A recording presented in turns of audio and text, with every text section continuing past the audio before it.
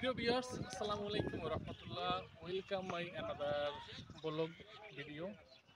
আসলে blog video বলতে আমি এখন যে প্লেসে অবস্থান করছি, আমার স্মৃতি বিজড়িত জায়গা, সৈয়দ ফজলুল হক ডিগ্রি কলেজ, লেমুয়া, পাথরঘাটা, বরগুনা।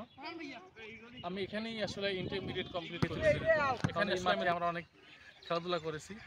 এখন আসলে অনেক নতুন নতুন ভবন হচ্ছে, পাশে ছিল টিন শিট বিল্ডিং, পিছনে নতুন ভবন হচ্ছে দেখলাম। আসলে অনেক উন্নত হয়েছে, নতুন ভবন এখানে ছেলেরা মাঠে খেলাধুলা করছে। এখন আমি আমার ছোট ভাই রিশাদ মিয়া এবং আহমদুল্লাহ শেহজাদ মিয়া আমার ছেলে, এদের নিয়ে আসলে ঘুরতে এসেছি এই শহীদ ফজলুল হক ডিগ্রি কলেজ, লেমুয়া, পাথরঘাটা। করতে আছো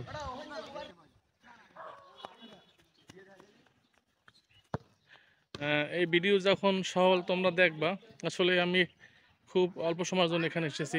আমি খোঁজ নিয়েছি তুমি আসলে এখানে স্থানে নেই, আমার অন্যান্য যারা বন্ধু বান্ধব রয়েছে।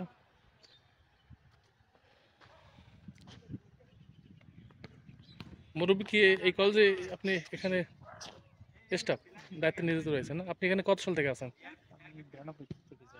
ও, তাহলে তো আপনি আমাদের সময় ছিলেন। আমি এখানে স্টুডেন্ট ছিলাম, তাহলে তো আপনি এই যে আপনার ফেসটা আমার কাছে পরিচিত। আর আপনাদের এই সময় যে হেড ক্লার্ক ছিল, হ্যাঁ খসরু কাকা, উনি কি আছে? উনি মারা গেছে? আল্লাহ আল্লাহ আল্লাহ, অনেক সাবেক অধ্যক্ষ স্যারও মারা গেছে। আচ্ছা আচ্ছা, এখন বর্তমানে অধ্যক্ষ স্যার কি? ও, সাবেক যে ভাইস প্রিন্সিপাল ছিল পাবনা কলেজের রেসপন্স। ও হ্যাঁ হ্যাঁ, আর আমাদের কলেজে ইংলিশ টিচার ছিল।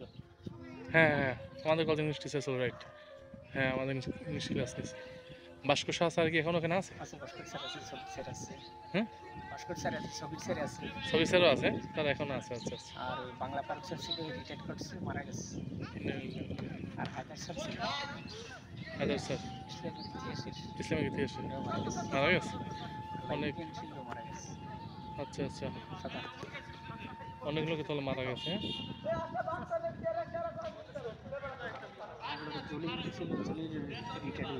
যে মুরব্বী ছিল, আর একজন মুরব্বী ছিল না, বাদল ভাই। বাদল ভাই মনে হয় আছে, 26 সালের। আচ্ছা আচ্ছা আচ্ছা, আপনার ঠিক না আব্বু? আসলে ব্যস্ততার কারণে আসলে আসা হয় না। 14 বছর হয়ে গেছে আসলে এই কলেজ অতিক্রম করেছি, লেখাপড়া থেকে পাশ করে বের হয়ে গেছি। আসলে অনেক নতুন ভবন উঠছে, পিছনে ছিল টিন শেড ঘর, সেগুলো আসলে বিক্রি বলা হয়েছে। আমরা টিন শেড যে ঘরগুলো ছিল আসলে ওখানে আমরা লেখাপড়া করেছি। তখন মাত্র একটি ভবন ছিল, এই সে ভবনটা। বাট এই একটা নতুন ভবন উঠছে, এটা আসলে একাডেমিক প্লাস ঘূর্ণিঝড় আশ্রয় কেন্দ্র। সুন্দর পরিবেটি, এখানে রয়েছে একটি আইসিটি ও বিজ্ঞান ভবন।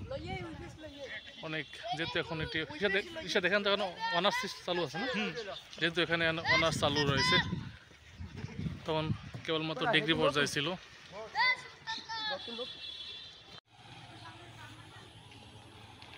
এখানে ছিল পুরাতন টিন শেড ঘর, এখানে আমরা লেখাপড়া করেছি। এখানে এখন নতুন ভবন উঠবে, কত সুন্দর কলেজটা হয়ে গেছে। সেই পুরাতন কলেজ এখন অনেক আধুনিকতা ছোঁয়া লেগেছে, অনার্স ভবন হয়ে গেছে।